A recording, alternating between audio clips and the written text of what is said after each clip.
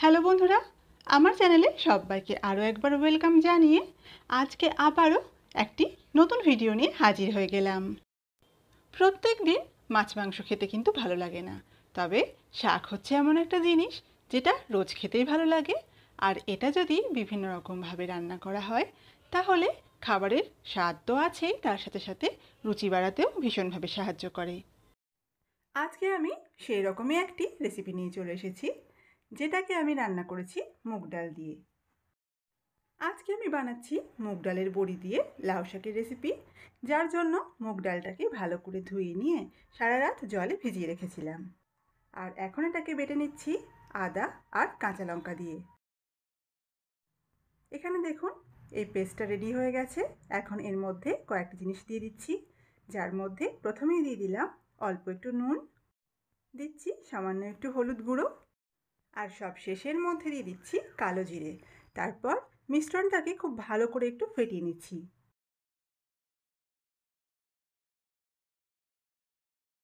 এখন মুগ ডালের বড়িগুলোকে ভেজে নেব, যার জন্য তাওয়াতে সর্ষের তেল গরম করে নিচ্ছি। আর এই মিশ্রণের থেকে অল্প অল্প করে নিয়ে এইভাবে দিয়ে দিচ্ছি। এখানে আমি মুগ ডালের বড়িগুলোকে ডুবো তেলে ভাজছি না, তবে আপনারা চাইলে এটাকে ডুবো তেলে ভেজে নিতে পারেন। এখন এগুলোকে গ্যাসের মিডিয়াম টু লো ফ্লেমে ভেজে নেব, আর 1 মিনিট পর এগুলোকে উল্টে দেব। এই রান্নাটা যেহেতু খুব সহজ, সেজন্য বন্ধুরা আপনাদেরকে রিকোয়েস্ট করছি ভিডিওটি শেষ অবধি দেখুন।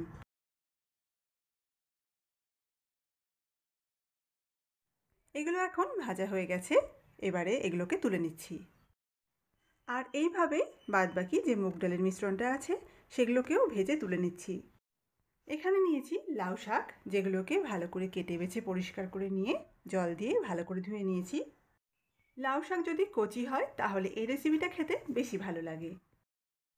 আর এখন রান্নাটা করব, তার জন্য গ্যাসে কড়াই বসিয়ে দিয়ে এর মধ্যে দিয়ে দিচ্ছি সর্ষের তেল। তেলটা যখন খুব ভালোভাবে গরম হয়ে যাবে তখন এর মধ্যে দিয়ে দেব শুকনো লঙ্কা আর 5 ফোড়নের ফোড়ন। এগুলোকে এখন খুব ভালো করে একটু নাড়াচাড়া করে নিচ্ছি। ফোড়নের থেকে সুন্দর গন্ধ বের হলে এর মধ্যে দিয়ে দেব লাউ শাক।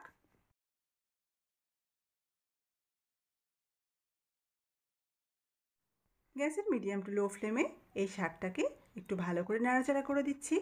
আর এরই সাথে এর মধ্যে দিয়ে দিচ্ছি অল্প একটু নুন, আর দিচ্ছি সামান্য একটু হলুদ গুঁড়ো।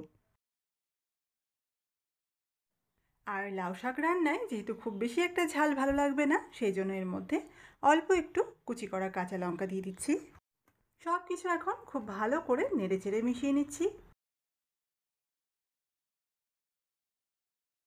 এই লাউ শাকের ডাঁটাগুলো যেহেতু বেশ অনেকটাই শক্ত ছিল, সেই জন্য এর মধ্যে একটু বেশি পরিমাণে জল দিয়ে দিলাম।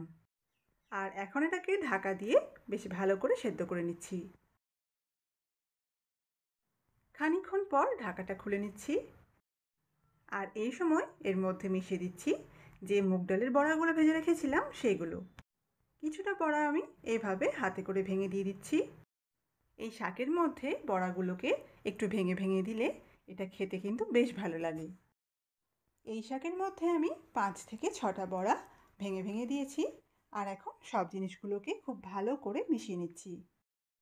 বড়াগুলো এইভাবে শাকের মধ্যে ভেঙে দিলে শাকটা খেতে তো ভালো লাগবেই, আর তার সাথে এর মধ্যে যে এক্সট্রা জলটা রয়েছে সেটাও কিন্তু টেনে যাবে। আর এবার আমি এর মধ্যে কিছুটা আস্ত বড়া দিয়ে দিচ্ছি। আর তারপর এগুলোকে একদম হালকা হাতে একটু মিশিয়ে নিচ্ছি। এই আস্ত বড়াগুলো দেওয়ার পর এটাকে আর বেশিক্ষণ গ্যাসে বসিয়ে রাখবেন না, নইলে এগুলো গলে যেতে পারে। ঝটপট এগুলোকে মিশিয়ে নিয়ে নামানোর আগে এর মধ্যে দিয়ে দিচ্ছি অল্প একটু চিনি, আর দিচ্ছি 1 চা চামচ পরিমাণ কাঁচা সর্ষের তেল।